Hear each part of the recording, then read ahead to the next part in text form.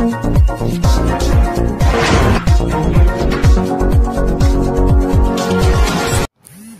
हूं आपके साथ अनम और आप देख रहे हैं डीपीसी न्यूज नेटवर्क। आइए चलते हैं इस वक्त की बड़ी खबर की ओर। मौजूदा सांसद इकरा हसन के बयान पर भड़के पूर्व सांसद प्रदीप चौधरी किया पलटवार।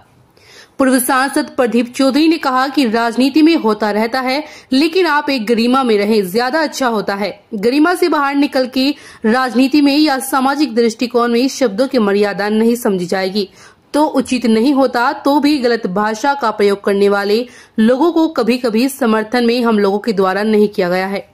हम लोग उसको रोकने का भी काम करते हैं। अगर किसी ने कुछ बोला भी है, पहली बात तो यह साबित करना चाहिए उन्होंने कि किसने गलत बोला है। मैं तो अपनी सब चीजों को स्वीकार कर रहा हूं और यह कहना तक उचित होगा कि हर कुछ नहीं पा रही। मैं तो 1.5 साल से किसी को कुछ नहीं बोला।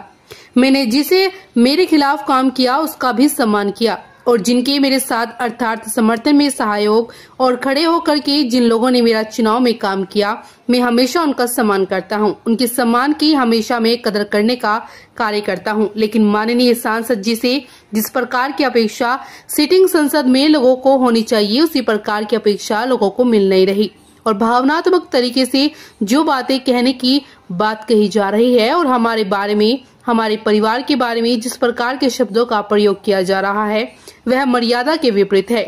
केवल एक सस्ती लोकप्रियता हासिल करने की कोशिश एक जारी है जिसमें वो सफल नहीं हो पाए।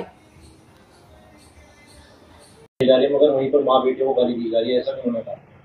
हमारी सरकार का मुहिम चलाने का उद्देश्य यही है कि महिलाओं के अंदर आत्म सम्मान बने, उनके अंदर कॉन्फिडेंस बने, उन्हें कार्य करने का अच्छा एक अनुभव प्राप्त हो, आगे उनके अंदर मनोबल पैदा होकर के आगे बढ़े। लेकिन जो माननीय सांसद जी हैं वो इस प्रकार की भाषा से लोगों को कहाँ क्या दिशा देना चाहते हैं, मैं केवल यही जानना चाहता हूँ। कल झापुर में जो बैठक हुई है जिसमें अपनी बात रखी है, वहाँ भावुक भी नजर आई तो समाज के सभी वर्गों के लोग वहाँ पर, तो इस तरह की बातें होना कहाँ तक? माननीय सांसद जी फेसबुक और व्हाट्सएप की दुनिया से नीचे उतर करके नहीं देख रहे। भावुक बातें कह करके, फ्रस्ट्रेशन दिखा करके लोगों को क्या संदेश देना चाह रही है, मैं यही तो जानना चाह रहा हूं। वो ये समझ ही नहीं पा रही कि आप एक सांसद हो गए हैं, वो ये समझ नहीं पा रही कि सांसद का प्रोटोकॉल क्या होता है, वो ये समझ नहीं पा रही कि सांसद होने के बाद हमें किस प्रकार की बातें लोगों के सम्मुख रखनी चाहिए। झूठी बातें कर करके सस्ती लोकप्रियता हासिल नहीं की जा सकती। जब तक सच्चाई का सामना नहीं करोगे तब तक अच्छी बातें समाज के अंदर नहीं जाएंगी। आपकी जो हाल है, जो राजनीति में माँ बहनों की गालियाँ देने का प्रचलन हो गया, क्या कहना चाहिए? मैं पहले भी स्पष्ट कर चुका हूं, मैं इस प्रकार की भाषा को कभी भी स्वीकार नहीं करता हूं। मैं हमेशा अच्छी बातों का सम्मान करता हूं और अच्छी बातों को लेकर के आगे नौजवानों को भी प्रेरित करता हूं, अपने क्षेत्र के लोगों को भी बेहतर दिशा देने का प्रयास करता हूं।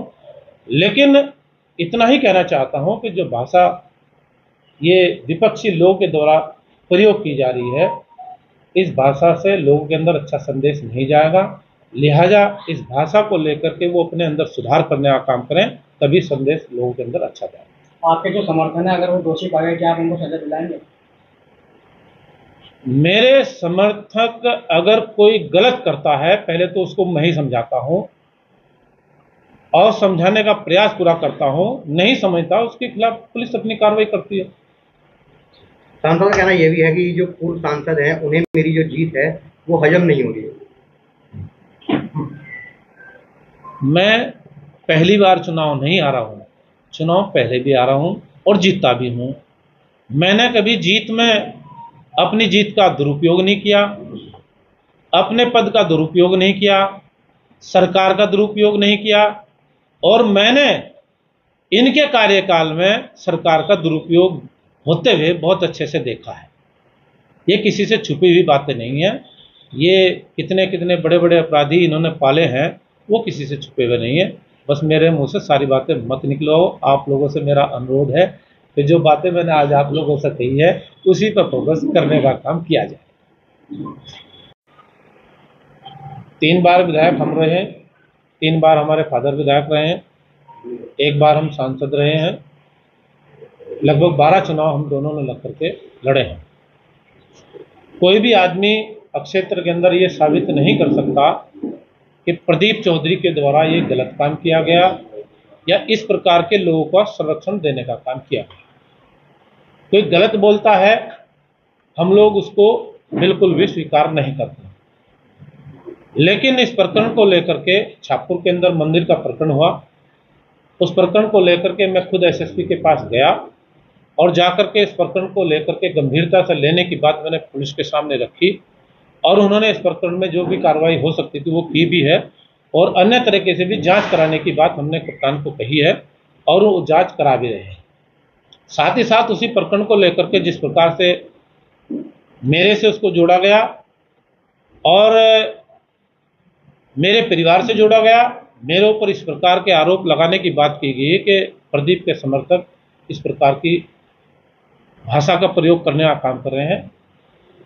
मैंने कभी भी इस प्रकार की भाषा का प्रयोग करने वाले व्यक्ति को कभी सहयोग नहीं किया। इतना ही कहना चाहता हूं कि जिस प्रकार से मेरे बारे में ऐसी भाषा का प्रयोग किया गया कि पूर्व सांसद के घर में भी माँ बहन होंगी, मेरे घर में माँ बहन भी हैं। राजनीतिक जीवन है, राजनीतिक जीवन में हमने भी आरोप प्रत्यारोप का सिलसिला झेला है।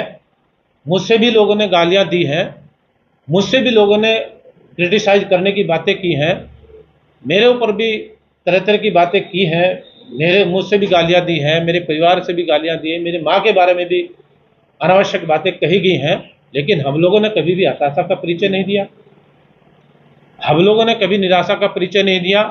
ये सार्वजनिक जीवन है, राजनीतिक जीवन में तरह तरह की बातें चलती रहती हैं, लेकिन भावनात्मक तरीके से इस प्रकार का बातें कर करके ये सस्ती लोकप्रियता हासिल करने की बात की जा रही है। जहां तक सपा सांसद की बात करें, सपा सांसद का परिवार के बारे में कौन नहीं जानता जी।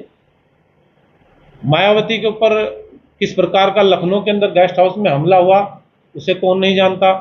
मुजफ्फरनगर के अंदर दंगे हुए, उन दंगों में किस प्रकार की भूमिका रही उसे कौन नहीं जानता।